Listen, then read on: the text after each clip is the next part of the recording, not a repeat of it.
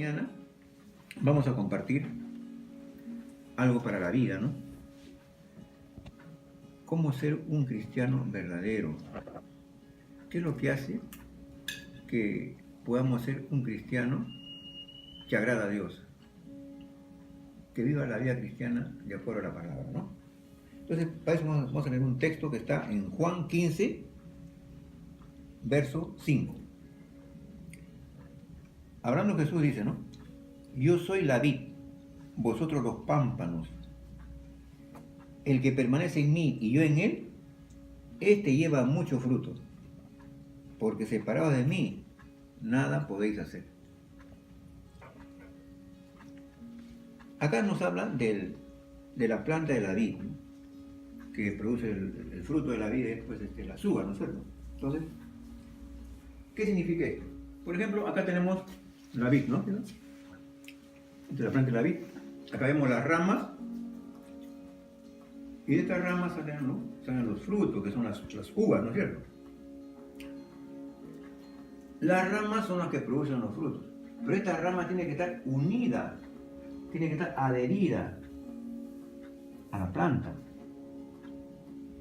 Porque si la rama se separa de la planta, de la vid, entonces ¿qué va a pasar? Se va a secar, ¿no es cierto? Y va a morir. Entonces, es vital que la rama esté ligada a la planta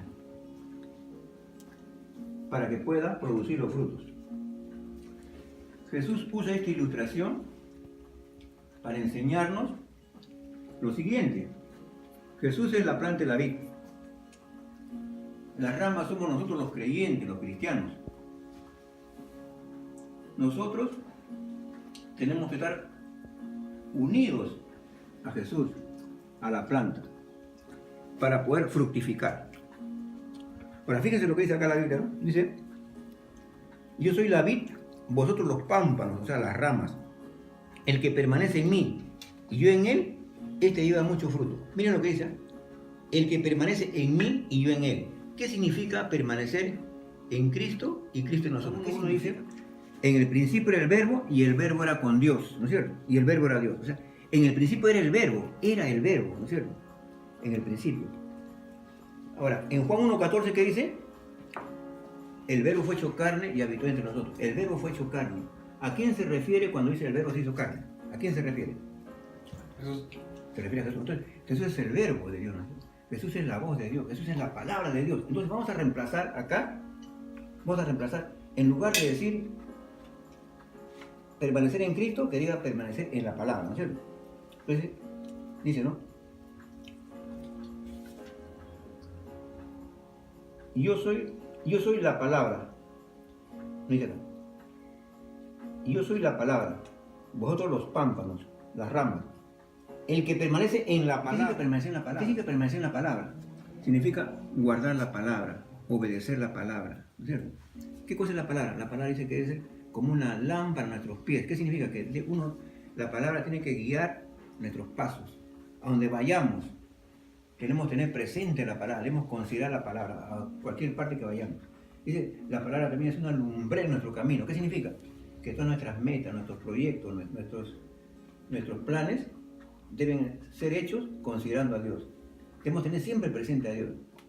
O sea, entonces, ¿qué significa es permanecer en Cristo? Es permanecer en la palabra. ¿Y qué significa permanecer en la palabra? Significa guardar la palabra, obedecer la palabra, ¿no es cierto? ¿Qué cosa es la palabra? La palabra dice que es como una lámpara a nuestros pies. ¿Qué significa? Que la palabra tiene que guiar nuestros pasos. A donde vayamos, tenemos que tener presente la palabra, debemos considerar la palabra, a cualquier parte que vayamos. Dice, la palabra también es una lumbre en nuestro camino. ¿Qué significa? Que todas nuestras metas, nuestros proyectos, nuestros planes deben ser hechos considerando a Dios. Debemos tener siempre presente a Dios. O sea, entonces, ¿qué significa? Es permanecer en Cristo, es permanecer en la palabra. Juan, ¿no? 1 Juan 3.24. 1 Juan 3.24, ¿qué dice? Dice lo siguiente, ¿no?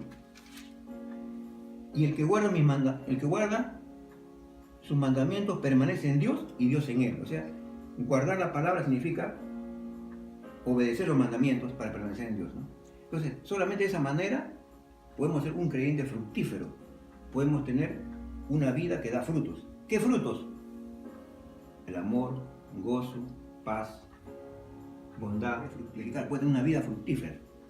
Y si un creyente es así, entonces sería un creyente consagrado, un creyente que tiene una vida santa, y eso va a dar lugar a la multiplicación. O sea, siendo así, actuando de esa manera como manda la Biblia, recién podemos ser un creyente verdadero, un cristiano verdadero que agrada a Dios. Y cualquier cosa que le pidamos al Señor, Él nos va a responder. Siempre nos va a responder positivamente. Porque estamos actuando de acuerdo a su palabra. Hemos obedecido a su palabra. Entonces Dios va a responder inmediatamente.